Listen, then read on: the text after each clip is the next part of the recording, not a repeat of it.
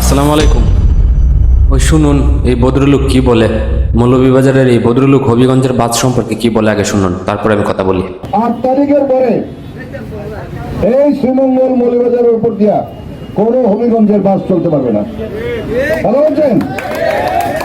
কোন বাস যদি দুঃসাহস দেখায় সেই বাস বাধা ছেড়ে দিন।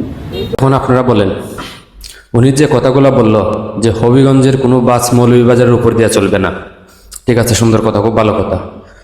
এখন মৌলভীবাজারের বাস যদি হবিগঞ্জের উপর দিয়ে না চলে, আপনারা টাকা যাবেন কোন দিকে?